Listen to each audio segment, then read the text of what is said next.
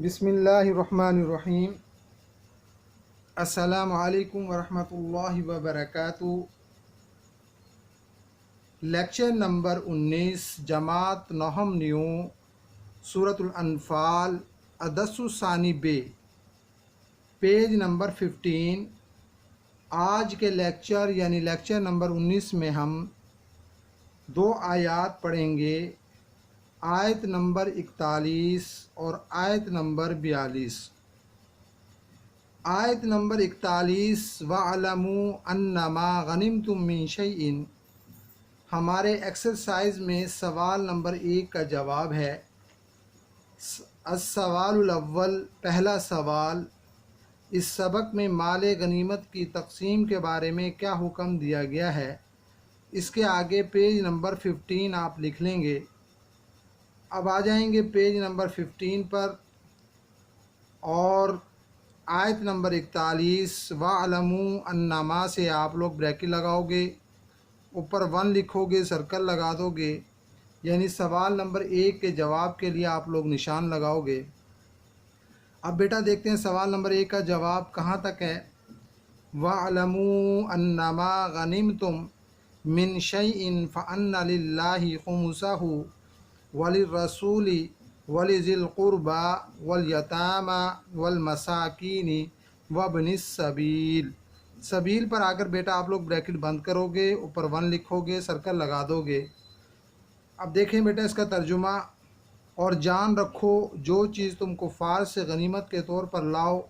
اس میں سے 5واں حصہ خدا کا اور اس کے رسول کا اور اہل قرابت کا اور یتیموں کا اور محتاجوں کا اور مسافروں کا ہے۔ بس بیٹا یہاں تک جو ہے وہ ترجمے کو ہائی لائٹ کر لیں گے سوال نمبر 1 کے جواب کے لیے۔ اب سوال نمبر 1 کے جواب کا خلاصہ یہ ہے کہ یہاں پر مال غنیمت کی تقسیم کے بارے میں بتایا گیا ہے۔ آپ نے پڑھا ہے کہ سورۃ الانفال، انفال کا معنی ہے مال غنیمت۔ تو جنگ بدر میں جب مال غنیمت اکٹھا ہوا تو اس کے تقسیم کرنے کی باری آئی، تو اس موقع پر پہلے تو یہ سوال ہوا کہ آیا کہ اس کو کھا سکتے ہیں، اس کو استعمال کر سکتے ہیں یا نہیں، کیونکہ آپ صلی اللہ علیہ وسلم سے پہلے جتنی بھی امتیں آئیں یا انبیاء آئے، ان میں مال غنیمت کو استعمال کرنا جائز نہیں تھا۔ تو اب حضور پاک صلی اللہ علیہ وسلم کی نبوت میں اس کا کیا حکم ہوگا، آیا کہ اس کو استعمال کر سکتے ہیں، کھا سکتے ہیں یا نہیں؟ تو اس کے بارے میں اللہ تبارک و تعالیٰ نے یہ آیت اتاری۔ پیج نمبر 23 پر آ جائیں، یہ دیکھیں اس کی لاسٹ آیت ہے، فَكُلُوا مِمَّا غَنِمْتُمْ حَلَالًا طَيِّبًا وَاتَّقُوا اللَّهَ إِنَّ اللَّهَ غَفُورٌ رَحِيمٌ، تو جو مال غنیمت تم کو ملا ہے اسے کھاؤ کہ وہ تمہارے لیے حلال طیب ہے، اور خدا سے ڈرتے رہو، بے شک خدا بخشنے والا مہربان ہے۔ اب اس آیت سے واضح طور پر یہ معلوم ہو گیا کہ مال غنیمت کو استعمال کر سکتے ہیں۔ اب اس کی تقسیم کی باری ہے، اس کو کیسے تقسیم کیا جائے، تو یہ جواب اس آیت میں موجود ہے۔ اللہ تبارک و تعالیٰ نے فرمایا کہ مال غنیمت کو 5 حصوں میں تقسیم کیا جائے گا۔ اس کا 5واں حصہ اللہ اور رسول کا ہوگا، اہل قرابت یعنی قریبی رشتہ داروں کا ہوگا، والیتامہ اور یتیموں کا ہوگا، والمساکین اور محتاجوں کا ہوگا، وابن السبیل اور مسافروں کا ہوگا، کہ اس دور میں لوگ جو ہے وہ خچروں پر، گھوڑوں پر، اونٹوں پر سفر کیا کرتے تھے، اور طویل مسافت ہوا کرتی تھی کہ ان لوگوں کا آزاد کھانے پینے کا سامان جو ہے وہ ختم ہو جایا کرتا تھا، تو لہٰذا ان لوگوں کو بھی جو ہے وہ مال غنیمت میں حصہ دیا جائے گا۔ باقی 4 حصے جن لوگوں نے جہاد کیا اور جنگ میں شریک ہوئے، ان میں تقسیم کر دیا جائے گا۔ 5واں حصہ اللہ اور رسول کا، اہل قرابت کا، یتیموں کا، مسکینوں کا اور مسافروں کا، اور باقی اس کے 4 حصے جو ہے وہ مجاہدین جو کہ جنگ میں شریک ہوئے ہیں ان میں تقسیم کر دیا جائے گا۔ اب بیٹا یہاں تک لائنیں لگا لیں،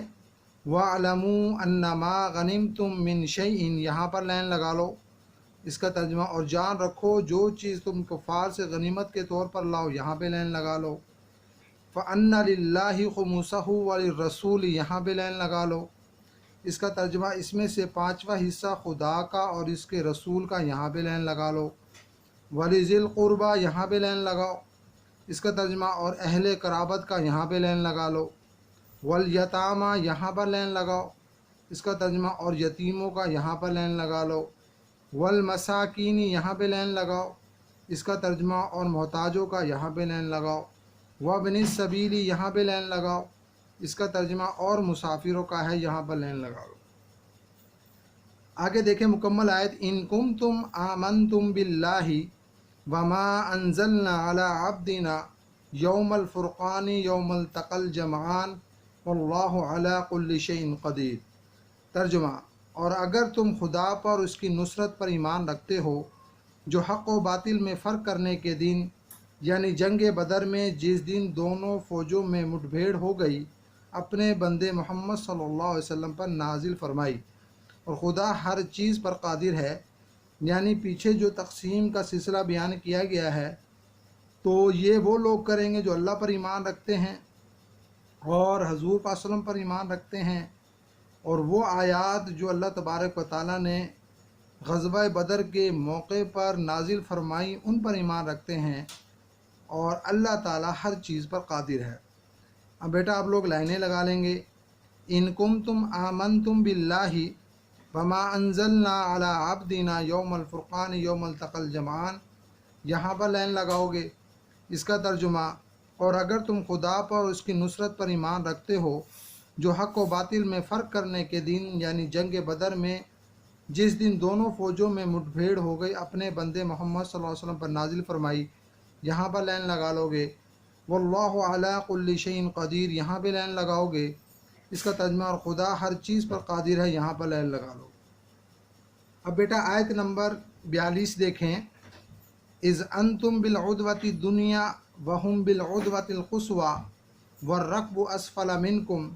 ولو تواعدتم لاختلفتم في الميعاد ولكن ليقضي الله امرا كان مفعولا ليهلك من هلك عن بينه ويحيى من حي عن بينه وان الله لسميع عليم۔ اب دیکھیں بیٹا اس کا ترجمہ، پہلے یہاں تک دیکھیں، اذ انتم بالعدوۃ الدنیا وهم بالعدوۃ القصوى والركب اسفل منکم تک، کہ جس وقت تم مدینہ سے قریب کے ناکے پر تھے اور کافر بعید کے ناکے پر، اور قافلہ تم سے نیچے اتر گیا تھا، یہاں تک دیکھیں۔ اب یہاں پر اللہ تبارک و تعالیٰ یہ فرمانا چاہتے ہیں کہ تین اس جنگ میں جو ہے وہ لشکر تھے، ایک ابو جہل کا لشکر تھا، ایک مسلمانوں کا لشکر تھا حضور پاک صلی اللہ علیہ وسلم کی قیادت میں، اور ایک ابو سفیان کا تجارتی قافلہ تھا۔ تو ان تینوں لشکروں کی پوزیشن کو اللہ تبارک و تعالیٰ بیان فرما رہے ہیں،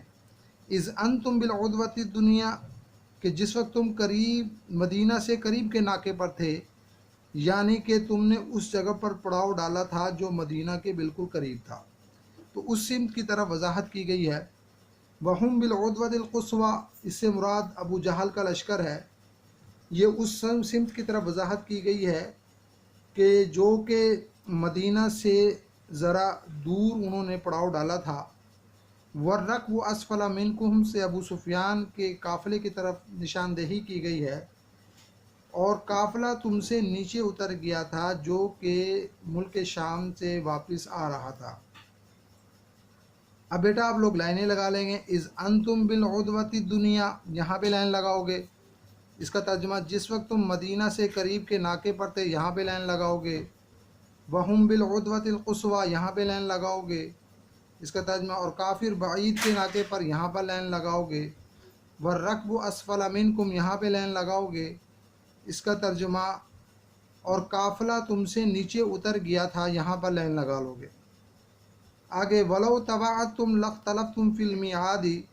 وَلَكِنْ لِيَقْضِيَ اللَّهُ أَمْرًا كَانَ مَفْعُولًا، یہاں تک دیکھیں بیٹا، اور اگر تم جنگ کے لیے آپس میں قرارداد کر لیتے تو وقت معین پر جمع ہونے میں تقدیم و تاخیر ہو جاتی، لیکن خدا کو منظور تھا کہ جو کام ہو کر رہنے والا تھا اسے کر ہی ڈالے۔ اب اس آیت میں اللہ تبارک و تعالیٰ یہ بیان فرما رہے ہیں کہ جنگ بدر کا مکمل نقشہ جو ہے یہ اللہ تبارک و تعالیٰ نے بنایا تھا، اور جو ہے یہاں سے اللہ تبارک و تعالیٰ یہ بیان فرما رہے ہیں کہ کس جگہ پر جنگ ہوگی، کس دن جنگ ہوگی، کس تاریخ کو ہوگی، کس وقت ہوگی، یہ سارا اللہ تبارک و تعالیٰ نے طے کیا ہوا تھا۔ تو